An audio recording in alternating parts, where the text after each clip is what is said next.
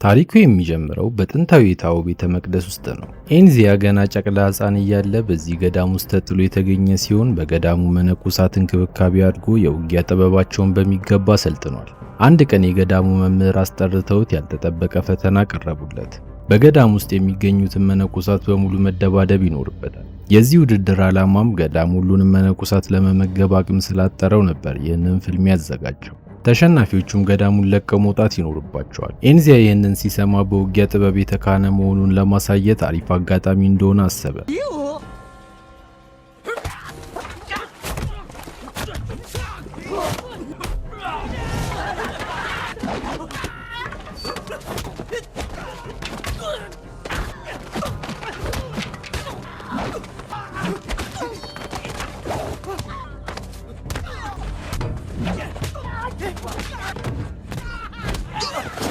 ፍልሚያውን በስኬት ካጠናቀቀ በኋላ ግን ውሳኔያቸው አስደነገጠው። ማሸነፉ በገዳሙ ለመቆየት ዋስትና ከመሆን ይልቅ የማባረሪያ ምክንያት ሆነበት። መምህሩ ወደሱ ቀርቦ አንድ ታላቅ እውነት ነገረው። አንተ አሁን ብቁና ጠንካራ ስለሆንክ ከዚህ በኋላ ተጨማሪ ስልጠና ያስፈልግህም በማለት አሁን የቀረው ዓለማዊውን ሕይወት ማየትና መጋፈጥ እንደሆነ አስረድቶት ሸኘው። ኤንዚያ ለመጀመሪያ ጊዜ ለዓመታት ከኖረበት ተራራ ወርዶ ወደ ከተማው ሲገባ የሚያየው ነገር ሁሉ አእምሮን አወዛገበው። የከተማው ጩኸት፣ ግርግርና የሰዎች መተራመስ አስደነገጠው። እንደዚህ አይነት ሕይወት አይቶ ስለማያውቅ መንገድ እንዴት ማቋረጥ እንዳለበት እንኳን ግራ ገብቶት ነበር። ይህ ድርጊቱ ለከተማው ሕዝብ እንደ አንድ ትልቅ የመንገድ ላይ ትርኢት ስለታያቸው ተሰብስበው በጭብጨባና በጩኸት ያደንቁት ጀመር። እንዲያውም አንድ ሴት ሳንቲም ወረወረችለት። ኤንዚያ ገንዘብ እጅ ውስጥ በመግባቱ ለጊዜው ደስተኛ ቢሆንም ያገኘው ሳንቲም ግን የረሃብ ስሜቱን ሊያስታግስለት አልቻለም። የዛን ቀን ምሽት ረሃቡ እየባሰበት በመምጣቱ ዙሪያውን መቃኘት ጀመረ። በዚህ ጊዜ ዶክተር ቱይ ከተባለ ሰው ጋር ተያየ።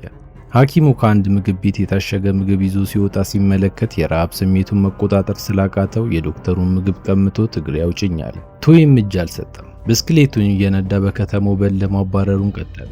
በመጨረሻ ሁለቱም የወንዝ ዳርቻ ላይ ደረሱ። ኤንዚያ በቀላሉ ዘሎ ሲያመልጥ፣ ዶክተሩ ግን ከነ ብስክሌቱ ወደ ወንዙ ተወርውሮ ገባ።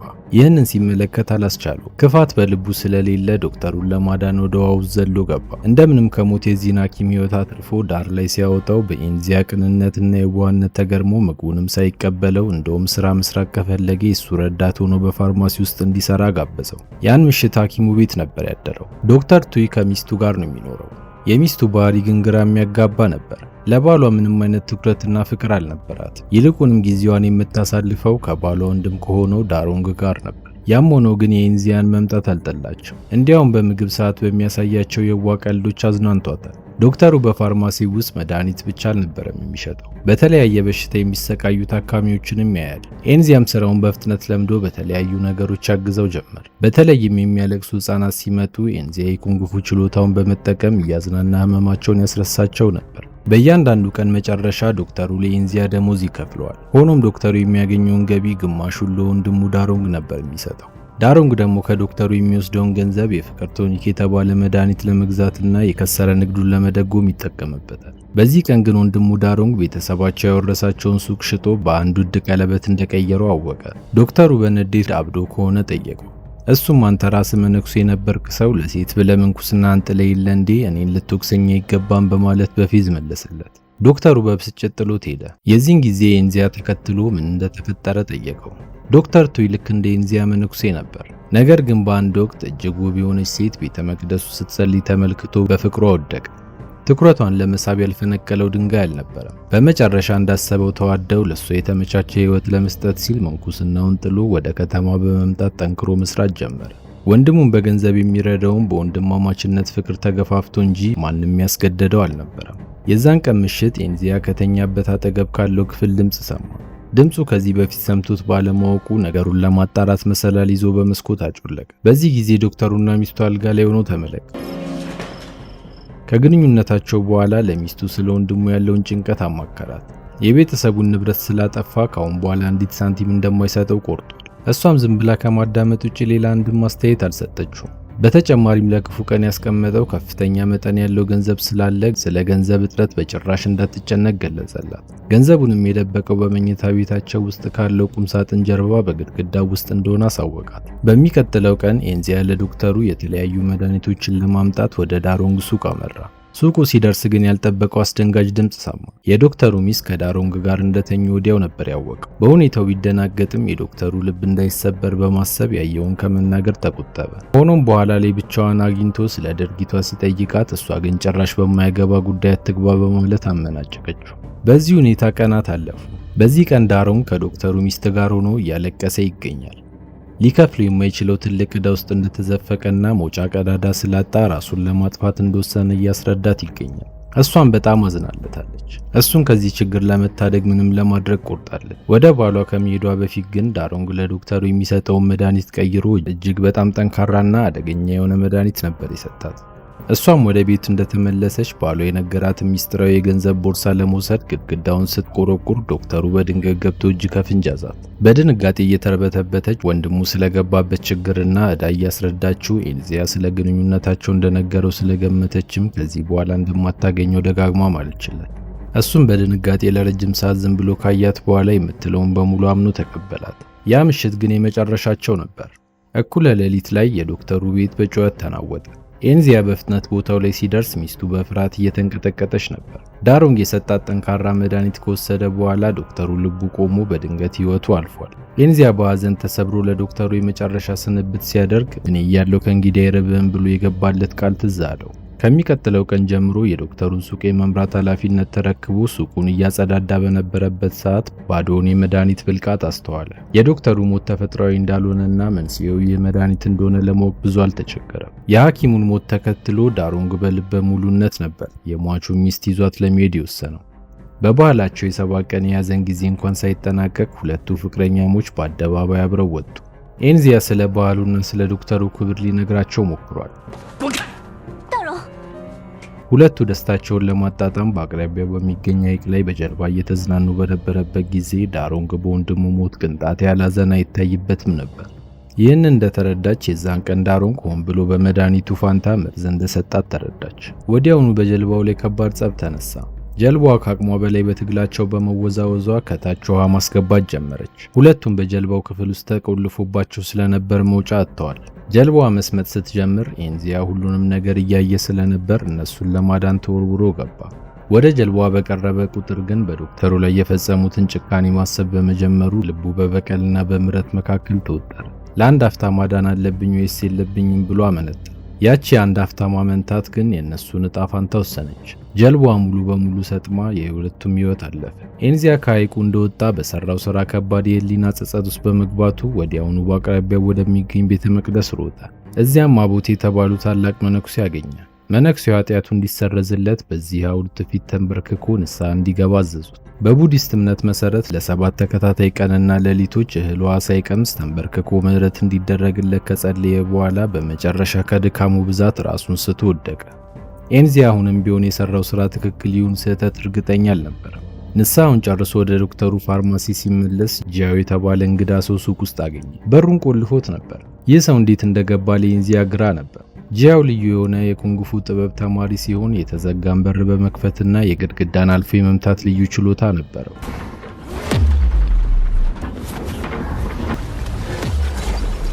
ጂያው ወደ ሱቁ የመጣው ለመምህሩ የሚሆን መድኃኒት ለመግዛት ነበር። ኤንዚያ በጂያው አስደናቂ ችሎታ በጣም ተማረከ።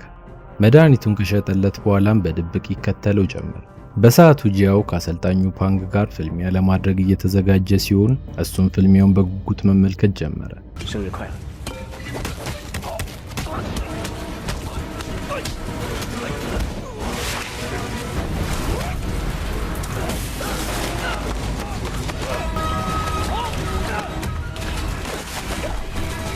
ሁለቱ ተፋላሚዎች እጅግ የተካኑ ነበሩ። ፓንግ ተማሪውን ለማናደድ የተለያዩ ስድቦችንና ማስፈራሪያዎችን ቢጠቀምም ጂያው ግን መንፈሱን አረጋግቶ ተፋለመ።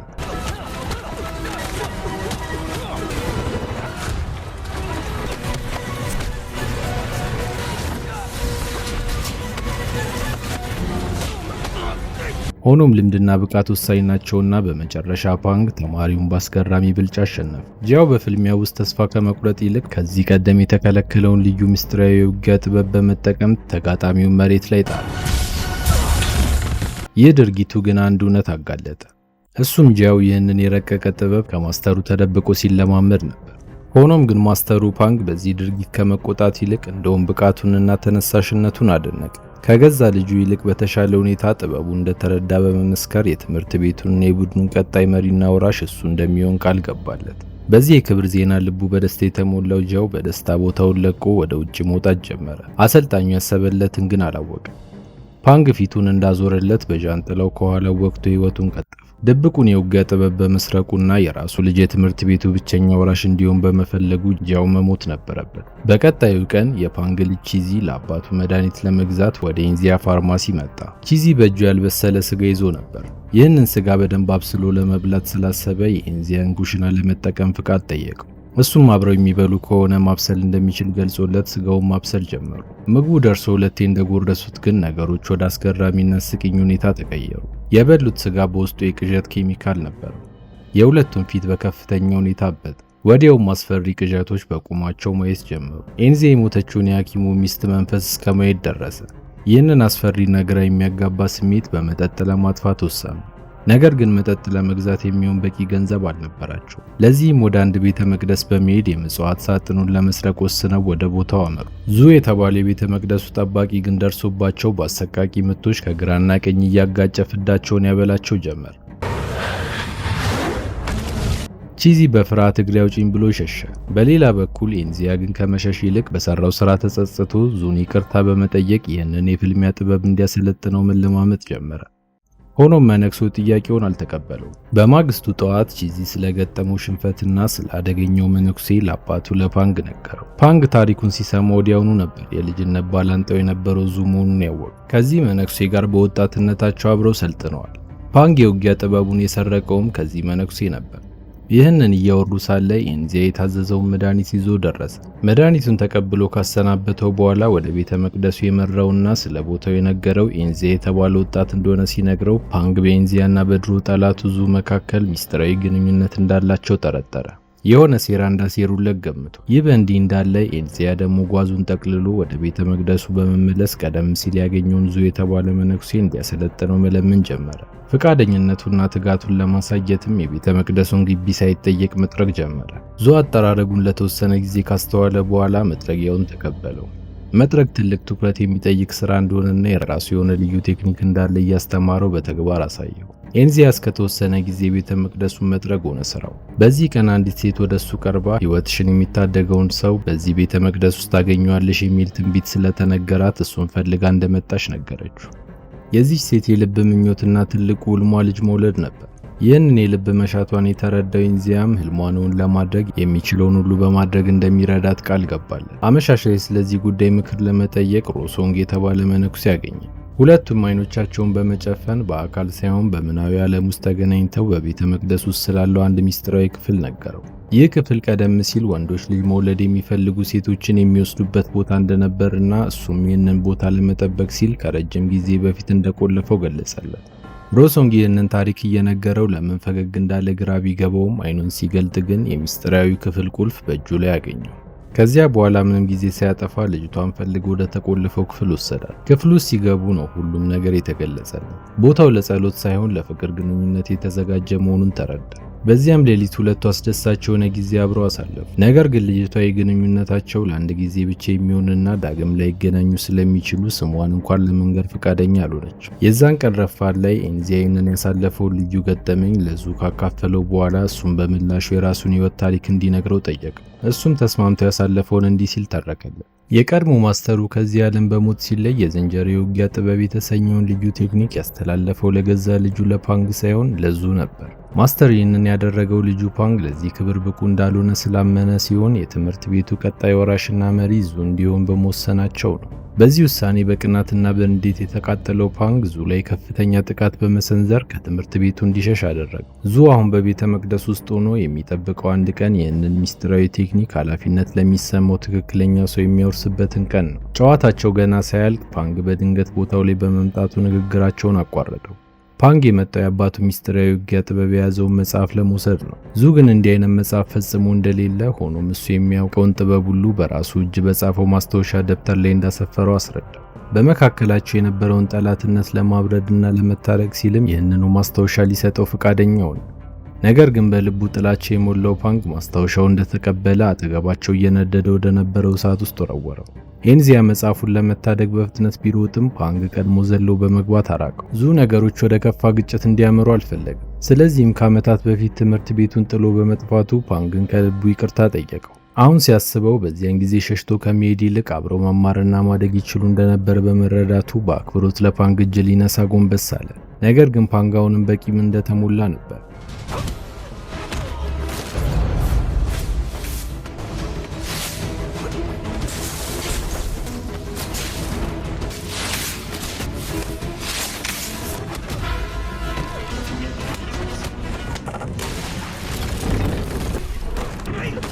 የሁለቱ ጥበብና ጉልበት እጅግ ከፍተኛ ከመሆኑ የተነሳ የቤተ መቅደሱ ብዙ ክፍሎች መፈራረስ ጀመሩ።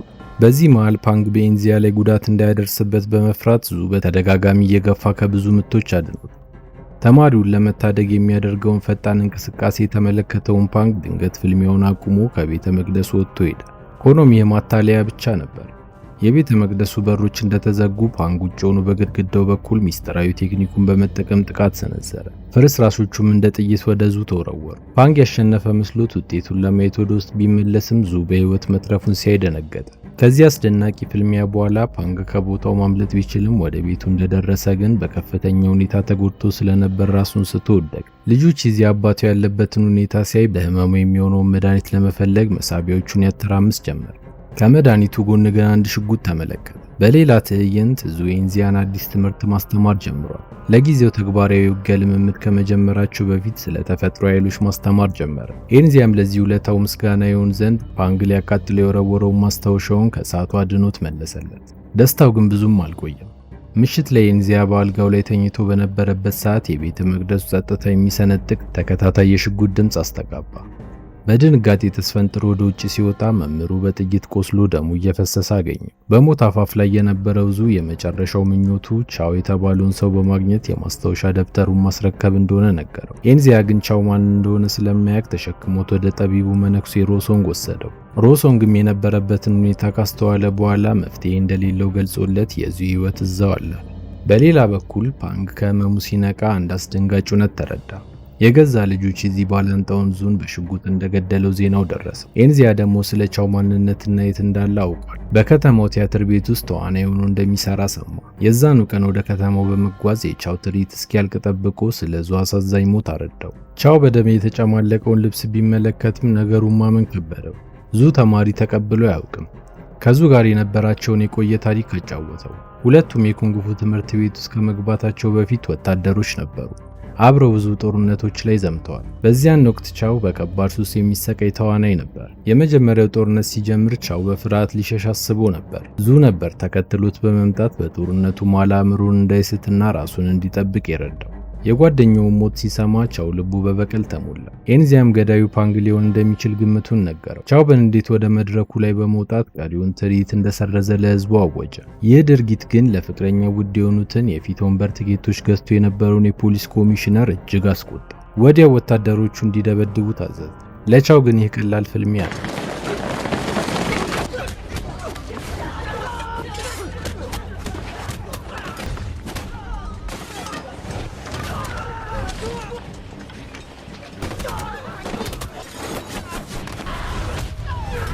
ነገሩ የከረረው ኮሚሽነሩ ሽጉጡን አውጥቶ ቻው ላይ ሲተኩስ ነበር። ቻው በቅጽበት በማምለጥ ኮሚሽነሩን በቡጤ አጣደፈው። በማግስቱ ውርደት የተከናነበው ኮሚሽነር ከፓንግ ጋር በመሆን በጋራ ለመበቀል ወሰኑ። ኮሚሽነሩ ፓንግ በቁጥጥር ስር እንዳዋለው በማስመሰል ለቻው መልእክት ላከለት። የዙን ገዳይ ይዘነዋል፣ ነገ ወደ ወህኒ ስንወረውረው መተህ መመልከት ትችላለህ የሚል ጥሪ ላከለት። ቻው ምንም ሳይጠራጠር ነበር ጥሪውን የተቀበለው። እነሱም ወታደሮቻቸውን በማዘጋጀት ወጥመዳቸውን ዘርግተው መጠበቅ ጀመሩ። ኮሚሽነሩና የፓንግ ልጅ ቺዚ ከፓንግ ጋር በመኪና ተቀምጠው ሁኔታውን ይከታተሉ ጀመር።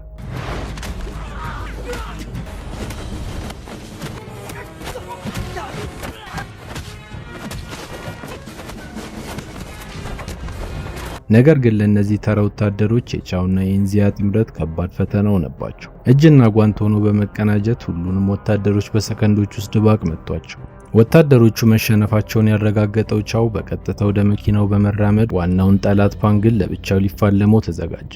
ሁለቱ ታላቅ የኩንግፉ ማስተሮች ፍልሚያቸውን የጀመሩት በአካል ሳይሆን በአእምሮ ነበር። አይኖቻቸውን ጨፍነው በምናባዊ ዓለም ውስጥ የረቀቀ ፍልሚያቸውን ጀመሩ።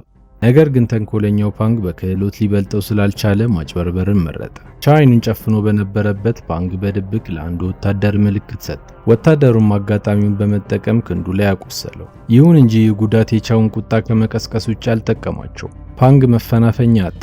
በዚህ ሰዓት ወደሱ ቀርቦ እውነቱን ንገረኝ፣ ዙን የገደልኩ አንተ ነህ ወይ ሲል ጠየቀው። ፓንግ የገዛ ልጁን ወንጀል ለመሸፈንና ልጁን ለመታደግ ሲል አዎ እኔ ነኝ የገደልኩት ብሎ አሸ።